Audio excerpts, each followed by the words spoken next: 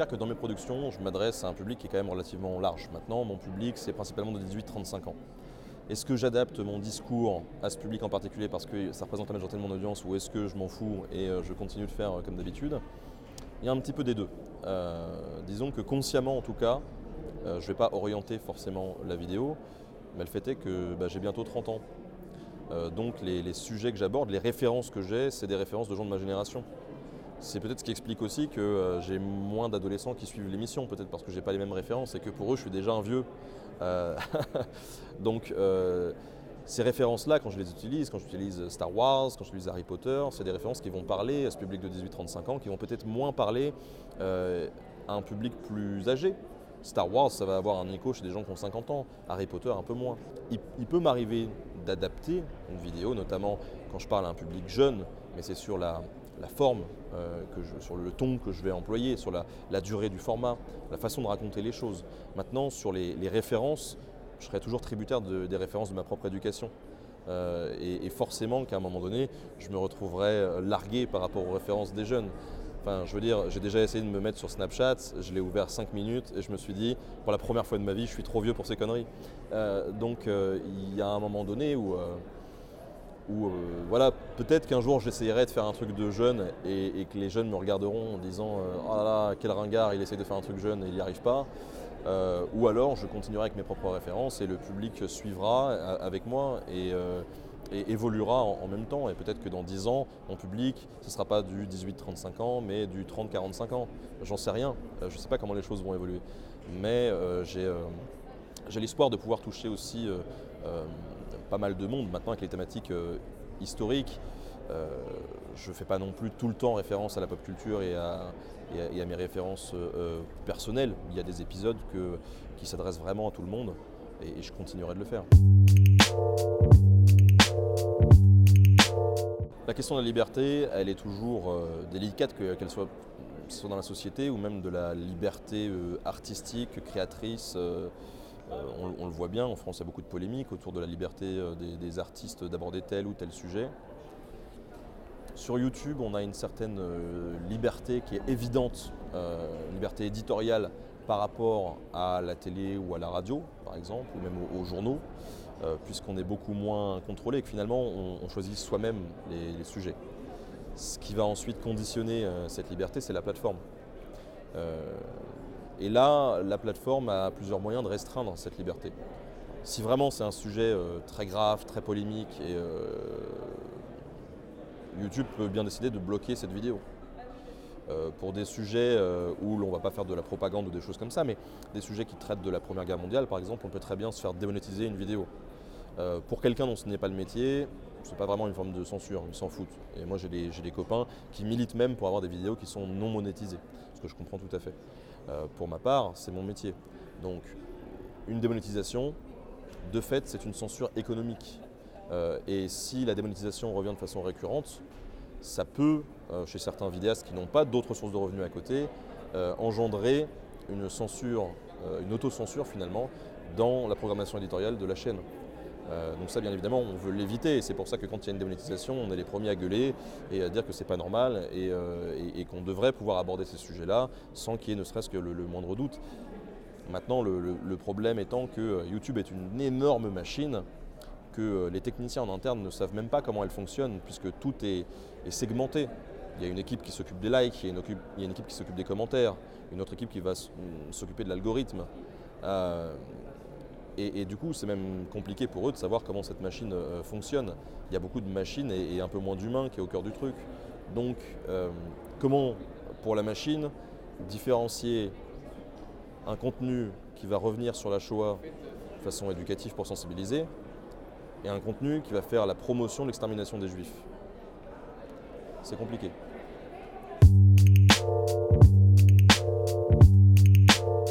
Moi, j'ai bon espoir que le fait que l'histoire soit de plus en plus démocratisée, notamment sur Internet, permette à plus de jeunes de s'y intéresser et donc de former plus d'historiens qui pourront produire plus de contenu, etc. J'ai cet espoir-là. Maintenant, est-ce que Est-ce que c'est vraiment le cas? J'en sais rien. Je reçois des messages de personnes parfois qui m'ont dit merci, quand j'étais au lycée, j'ai adoré tes vidéos et du coup je me suis inscrit en fac d'histoire. Bon, je suis hyper content de ça et j'en suis très fier. Maintenant, est-ce que ça pèse vraiment dans la balance?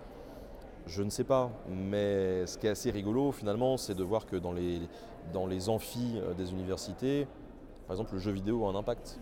Et il y a beaucoup de personnes qui s'inscrivent en fac d'histoire parce qu'ils ont joué à des jeux vidéo de stratégie pendant des heures, des centaines d'heures, etc. et qui se sont intéressés à l'histoire par ce biais-là et ils sont rentrés par ce biais-là là-dedans. Et c'est ensuite qu'ils se sont intéressés à vraiment l'histoire académique. Donc je crois que ça peut être un vecteur. Maintenant, est-ce que ça va engendrer plus d'adhésion? Je ne sais pas, parce que la population croît bien évidemment de plus en plus. Mais les personnes qui s'inscrivaient avant, il y a 20 ans, 30 ans, servaient de la télé, par exemple comme moyen d'information, ou de la radio, ou des journaux. Aujourd'hui, il y a Internet. Certains disent que c'est une révolution. Peut-être, peut-être pas aussi. C'est-à-dire que ce public, il se déporte aussi. Avant, il y avait la télé. Maintenant, il y a ça. Et des jeunes qui regardent Internet ne regardent plus forcément la télé. Il y a pas mal de manières finalement de véhiculer, de transmettre l'histoire. Et moi, la façon que j'ai choisi de faire, c'est aussi d'aller toucher un petit peu à l'affect des gens. Donc c'est pour ça que j'utilise la pop culture beaucoup dans mes émissions. J'ai des émissions qui sont dédiées finalement à ça. Maintenant, je pense que cette transmission, en fait, elle peut être véhiculée par toutes sortes de passions. Au-delà des références culturelles, j'avais fait une vidéo sur histoire et musique métal. Parce que je suis un très grand consommateur de musique métal et je sais qu'il y a beaucoup de gens qui n'écoutent pas de métal et j'avais envie de leur montrer que le métal, c'est pas que des gars qui gueulent dans des micros quoi, et du bruit. Alors je me suis pas attardé sur la technique de la musique métal qui parfois peut être fabuleuse, souvent même. Je me suis servi de ce prétexte-là pour montrer que finalement l'histoire était aussi là où on ne l'attend pas. Et l'histoire elle est absolument partout.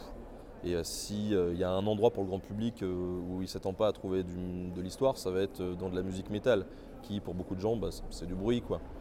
Et là, pouvoir montrer à travers des groupes de métal que l'histoire peut être utilisée et qu'elle peut servir à un propos, qui peut être culturel, hein, pas forcément de propagande, ça existe aussi, je trouve ça hyper intéressant.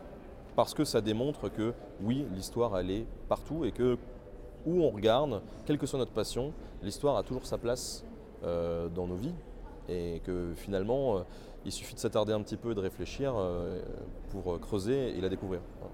Donc ça, c'est un objectif de ta chaîne, en fait, de faire comprendre ça. Bien sûr, c'est un des grands objectifs, c'est un des grands objectifs de la chaîne, c'est d'intéresser les gens par quelque moyen que ce soit, attiser leur curiosité pour leur permettre ensuite d'aller plus loin et de développer leur propre pensée critique sur le sujet.